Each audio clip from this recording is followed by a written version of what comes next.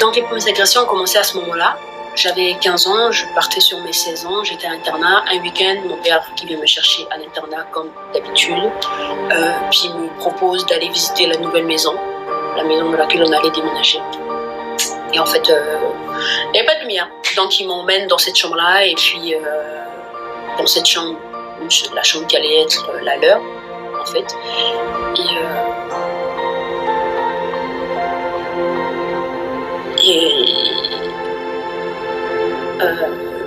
Bref, il famine de me faire visiter cette pièce. Donc dans leur chambre, il y avait une salle de bain, donc on rentre dans la salle de bain, et il n'y avait pas de lumière, mais quand même assez, enfin le soleil n'était pas complètement couché, on s'apercevait. Et soudainement, je comprends pas ce qui se passe. Il commence à me caresser en fait. J'aime pas trop dire ce mot caresser parce que pour moi normalement caresser a une connotation positive en fait. On caresse quelqu'un qu'on aime, c'est normalement une marque de tendresse, d'affection. Mais dans mon cas, c'était pas une marque de tendresse et je sais pas comment quel mot je peux employer à part caresse, toucher. Mais bref, c'est ça, il commence à passer ses mains par-dessus ma poitrine, sur mes vêtements. Ma petite poitrine de l'époque, bon, enfin, elle n'est toujours pas très grosse aujourd'hui non plus, mais ma petite, il me caresse sa poitrine, les parties génitales, toujours par-dessus mes vêtements. Je repousse sa main, il me demande de caresser ses parties intimes.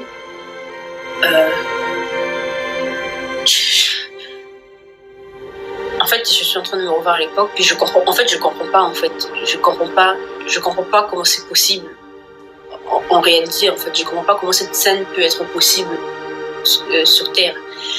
Donc, je refuse de le caresser en retour, et évidemment, les coups partent très vite.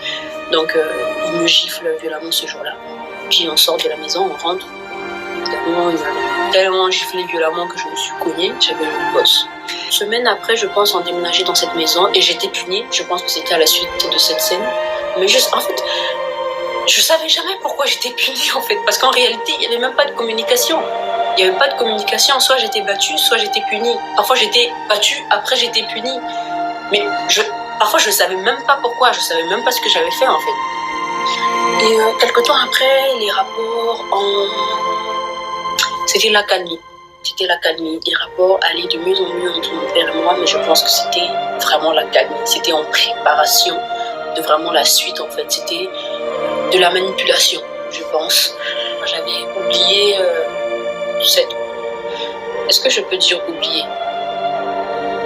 Volontairement oublié, une amnésie traumatique. Je ne sais pas comment définir ça, mais j'y pensais plus en fait à ce qui s'était passé quelques temps avant, quelques mois auparavant. J'y pensais plus, je me disais non, c'est pas réel, ça s'est pas passé, ça n'était jamais arrivé, et j'y pensais juste plus.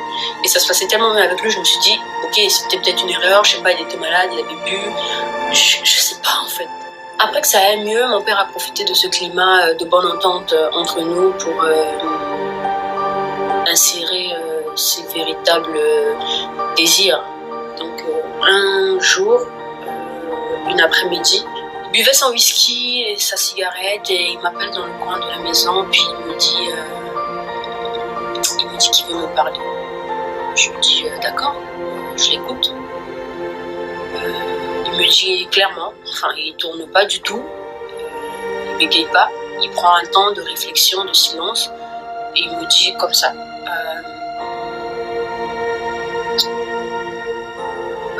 Je te désire.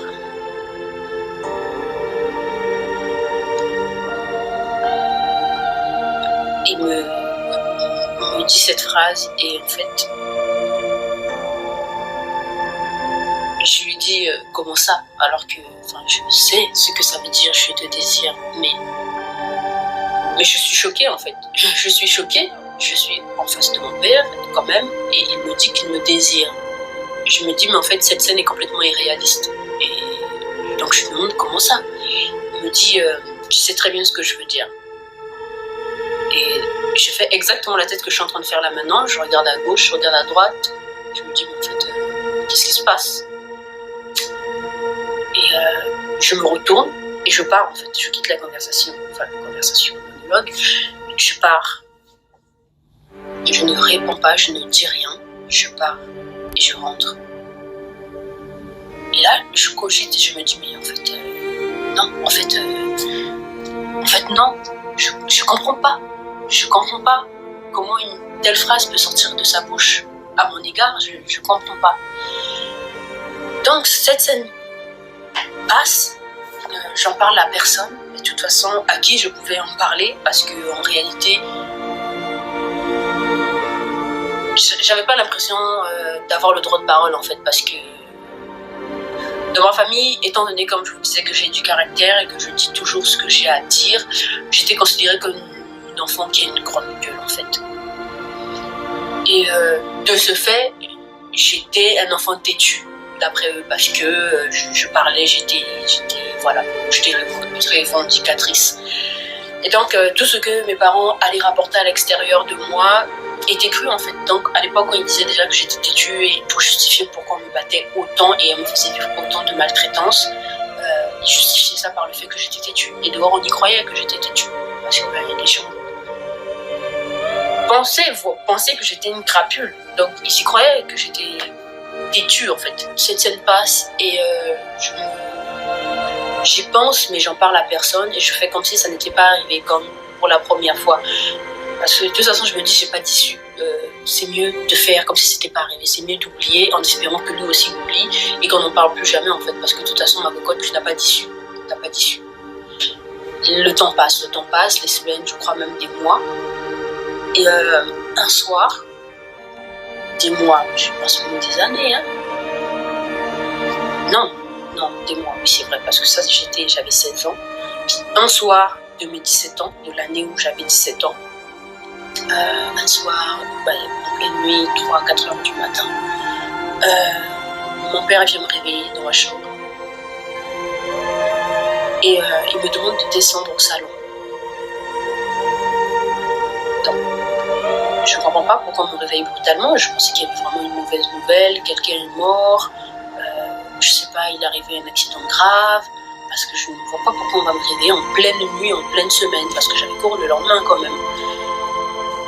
Donc je descends au salon, je le suis donc, on descend, parce que nos chambres à nous les filles étaient à l'étage, et la chambre de mon père et de sa femme était au premier étage, au même étage qu'au salon. Je descends, les lumières sont éteintes, il y a juste la lumière de l'escalier qui éclairait en fait un peu le salon. Donc il me demande de m'asseoir et que ça soit sur la table en face de moi, et je m'assois, il me demande de m'asseoir sur le canapé, donc je m'assois sur le canapé et il commence à me poser des questions. Il me demande comme ça, hein, enfin mon père il passe pas par, il tourne pas, en tout cas il tournait pas comme ça. Il me demande quelle est la partie la plus importante de ton corps. Petite dissertation à 4 heures du matin, qu'est-ce que c'est? Qu'est-ce que c'est? Donc je réponds spontanément mon cœur, parce que je suis quelqu'un de foncièrement bonne, en fait. Enfin, sans vouloir me vanter, je connais quand même ma valeur. Je suis quelqu'un de bon. Foncièrement, j'ai la bonté. Donc je réponds mon cœur, parce que c'est un organe qui m'importe beaucoup. Il me dit non, c'est pas ton corps, c'est pas ton cœur la partie la plus importante de ton corps. Je le regarde, genre tu me poses une question, je te réponds, mais tu connais la réponse mieux que moi. Il me dit c'est ton vagin. Enfin, je dis ça aussi crûment, mais il n'y a pas d'autre nom de toute façon pour vagin. Bon, c'est un nom scientifique, hein, c'est ton vagin.